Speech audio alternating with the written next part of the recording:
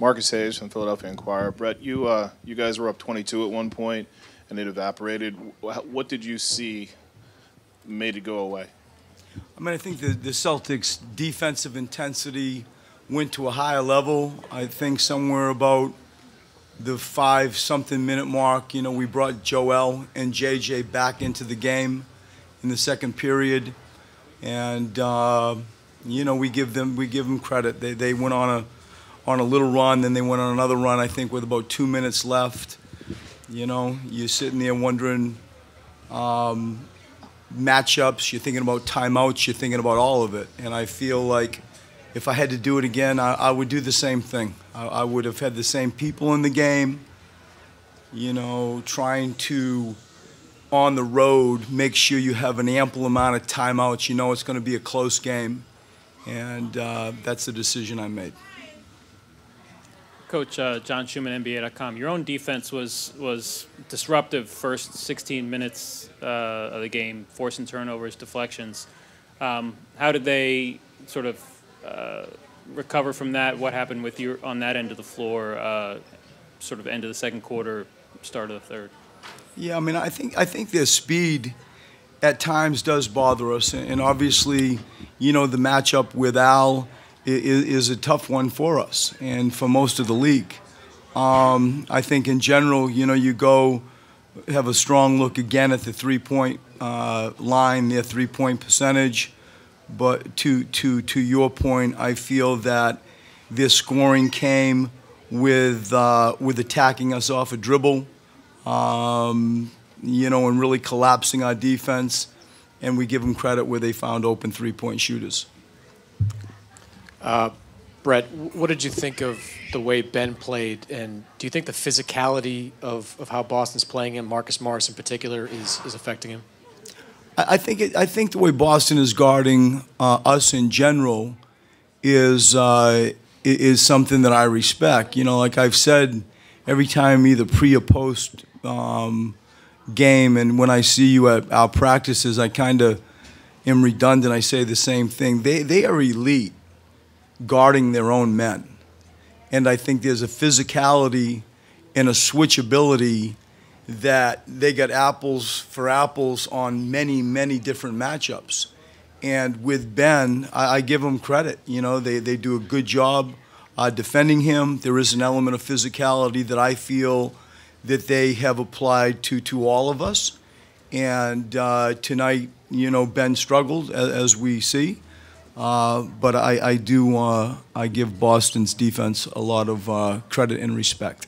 Brett, you said that you wouldn't really make any changes with regards to who you played, timeouts, all that. But the moment in the second quarter where they're on that run where they really took the game back, what's the thought process there behind not calling a timeout and sort of quelling the run? That you trust your veteran. I trust my players that they have shown that they can hold on to stuff, that they know how to stay organized, and they've shown that over the past third of the season. And as I said, as we study this, and it's easy for, you know, us to say, oh, they went on that run, like, do you burn a timeout? When we study it and we sort of like discuss it on a bench, we want to have stuff. I wished I had more at the end of the game as well.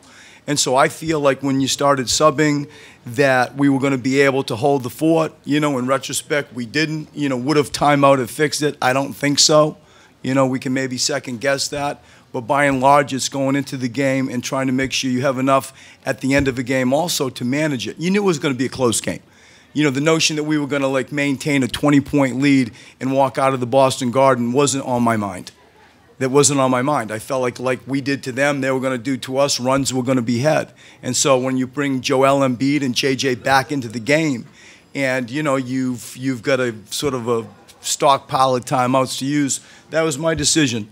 And as I said, as I sit here, I do it again.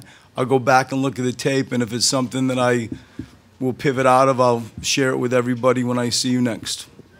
And this one, Coach Brett, TJ obviously had a big impact in the game tonight. When he's rolling like that, especially in that last 5 minutes, how do you balance when to decide whether or not to take him out and going with the guys you've rolled with all season, or giving him a shot to kind of close it out? I mean, it's